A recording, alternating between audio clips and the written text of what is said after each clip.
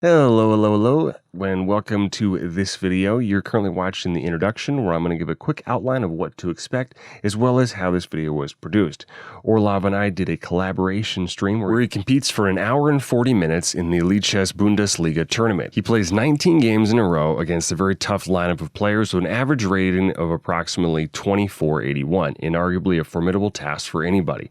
His primary objective is to score team points for his team Landenberg. By the end of the tournament, he scored a total of 49 points for his team, which is very good. So good, in fact, that he was the second highest scoring member of his team. Additionally, among the other 637 competitors, he was the 15th highest scoring individual player of the entire event. However, in the beginning of the tournament, he struggled a great deal. In his 7th game at the 40-minute mark, Orlov had another tough loss in a dead draw knight endgame after making a painfully elementary blunder, knight e4, losing the pawn quickly after here and here. The grim nature of those 40 minutes can be best encapsulated in the following 20-second clip. He can't win, but he's going to flag me. Nah, not again. That's what they all do. They just play for a flag. Oh, shoot, I missed it. Oh, no. Oh, no. No. Ugh. Okay, see. Pull it together.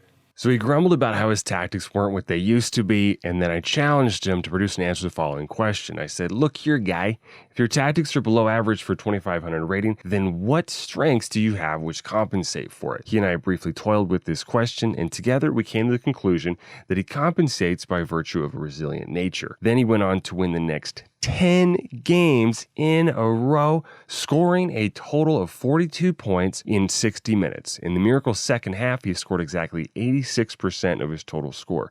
We celebrated, ended the recording, and I began producing the footage you're watching currently. I cut down the recording to 60 minutes, made a script for the introduction and recorded that also, but I didn't stop there. I sent the footage to a professional editor who has distilled the highlights even further into nothing but the best of the best moments for your viewing pleasure. I care about your experience. I go the extra mile. And so if you'd be so kind to do so, please like and share this video as well. And if you haven't done so already, please subscribe as well. And now, without further ado, let's roll the tape.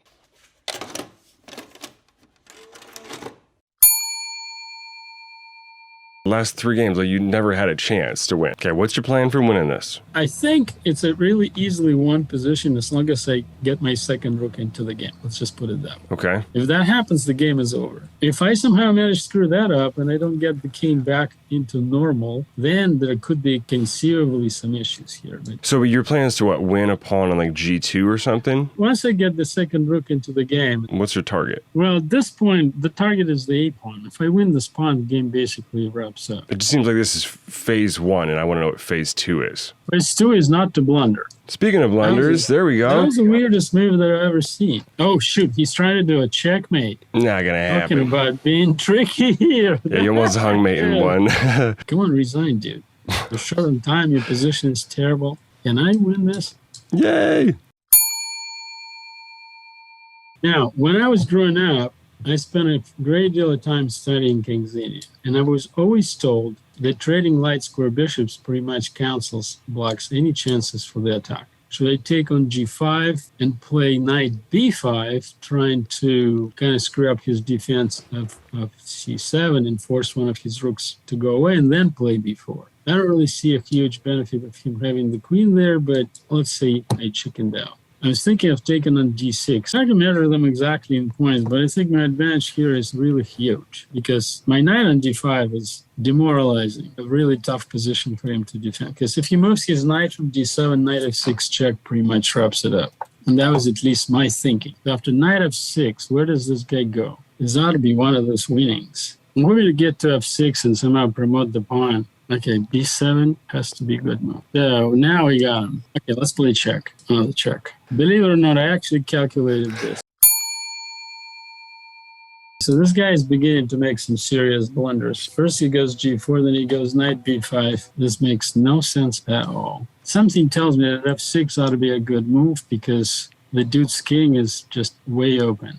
Bishop d3 and bishop e4, and then knight d3. No, can't do that. Rook b8. Some super primitive did not work. Okay, knight e4. He's planning to sack on G7. I got to get this bishop somehow involved. G5. My jaw's on the floor. Man. What on earth is that? I calculate queen f6, g takes f6 as being good for me. Oh, bummer. I missed the perpetual check. That's just so pathetic. Okay, king f7. Can I do this? King f7, rook f4, king g8. I have to. I can't make stupid draws and the team is going to fire me. I still have a perpetual check with the rook there at the bottom there somehow. Okay, so rook h8. That was my big plan here in this particular case. Okay, that helped. That was a very important 4 points. 5 more. Let's do this. Okay, so now his bishop is dead and I'm happy. And I miss bishop g5. So easy. This is just beyond pathetic. That's a 2-move tactic. Okay, can we afford to eat that pawn in the corner or would that be just too much? Maximus Gladiator. Endgame Maximus? Not interested? The nerve he has berserking a player 300 points higher than him. Yeah. It's just incredible. So same deal with this one. If you win by promoting the c-pawn, if you lose, you blunder. 2 possibilities. It's a clean win, too. Like, you didn't let him come back the whole time. Did you just miss rook takes h6? No, I saw it. Oh, why was it not good? What's the point? It's a pawn. He's got nowhere to go. Oh, okay. That is interesting. Now that works. Ah, okay. There we go. Now they call him the merciful. Am I not merciful? That was a great movie, actually. I don't know if you've seen that movie, The Gladiator. I don't really want to risk the 4-point situation. Oh, shoot. Oh, man. I missed that the c3 is undefended. Oh, no. What did I do? Yeah, if you win, We you'll can't like... trade queens, can we? My guess is if you win, it'll be like you set up something kind of basic and they miss it. Like this, like you're threatening knight takes h6. Oh, he's going to take on f5. He came for that. Oh, my God. Okay, well, oh, my God. What did I say? What did I say? Yes. Yes, I predicted it. Right? Yeah, you're good at predicting move. What? I just predicted the future. Was that cool or what? Okay, well, if I don't win this one, it would be a major disaster. People work, sometimes that's all you have to do. What's that? Somebody said more than once, it's better to be lucky than smart. Yep. Take on e1? Not interested. I think I was going to do a checkmate. But... Oh, okay. All right, fine. As long as you notice that. Do anything stupid. Yay! Queen b3. I honestly don't remember what to do against this move. I don't remember. It's not good, but I don't remember what to do against it. Oh, I should have played g4. He's actually forcing me to do it. Check. So I want to know what you think about this stuff. Like, how do you make sense of this? It's actually a winning position. Should be a winning position for me. Okay. Tell me more. That's why. I'm not convinced. Endgame. I'm usually reasonably good at it. And go here? Ooh, okay. Swap rooks, your bishops. What are you going to do with that bishop? I'll trade it to his bishop. Let's see it. Draw. Give me a break. Oh, there we go. Okay, nice little. Okay, I like that maneuver. That was neat. I like his draw offer. What a generous guy. Yeah, really. Okay, can I win this? Yeah. King e4, rook f6, rook takes e3, rook c6, king takes d4. I ought to be able to win this. There's always room to botch something like this. Ah, that room has departed. Yep. Here we go. And now your streak ends. This is going to be a tough game against somebody who's probably streaming. Yeah, you're going to lose. But at least you had a good run. No, don't say that. I remember this variation. It's like one of those stupid draws. Yeah, this is basically like a well-known variation where black hopes for a draw. But not going to get a draw now. That's what I'm talking about. 7 in a row. Yes. Gosh, these guys just like to berserk against me. Like I'm just some kind of a passerby. Yeah. Nice. Hippopotamus. King F1. Weird. Talking about not getting a life. All right, so No. I can't win this position. What position No can comment. I win? Okay. Eat it. There we go. I thought I missed queen c4, but I don't think I did. I think that's actually fine. Huh. Okay. Nice. Playing on the safe side. All right. You got to pass D pawn. Okay, he missed it too. Yes. I'd say beating him on time is your best bet, honestly, but that's just me. I don't think I even have that chance. I honestly don't think I have any chance to beat him. Because if he plays rook ac1, I have a weak king. And the whole position looks rather suspicious. I can't think of anything better. Sure. Get lost. That was expected. Tricks. Whoop, whoop, whoop. Yeah, that's what I'm talking about. Hey. This is really tempting. Hmm. All right, pretty even Steven here. I'm doing really fine. Okay. Oh, you're going to take on D2. That's tricky. All right. 8 in a row. Okay, so am I up a rook here or am I miscounting? You I'm missed. up a piece. Yeah. All right, end game it is. There we go. Okay, so big question. Should I trade rooks? This might be tricky to win. But if I don't trade rooks, maybe even more tricky. So bishop d7 probably clips some wings out of that knight. Does that do it? That's a big plan. Now, what did I miss in this one? Takes bishop b6. So I think this berserker is dead. He's toast. You know what that means? 9 in a row. Yes. We got this sucker. Peaceless paradise. That's what this position is for me. Woohoo, look at that. 9 in a row. They're forgetting that 5 minutes is a lot of time. Right. Whoa, wow, it's another one of those.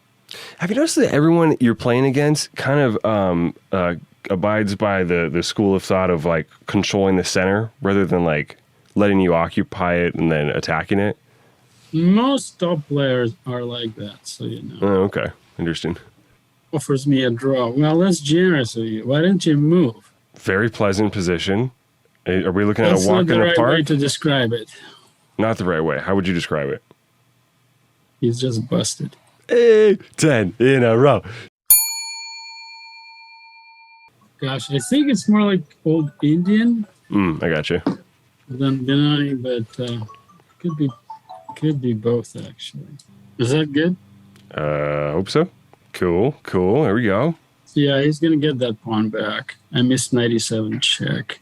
Oh, knight c7. Okay, this could have been better. Queen d4. Is he gonna catch my rook? Yeah, this was dubious idea. Basically, you can kind of see that I screwed up my pieces badly. So it's like about even. Oh shoot! I missed a mate. Ah, streak over. That's all right. Hey, 10 in a row ain't bad.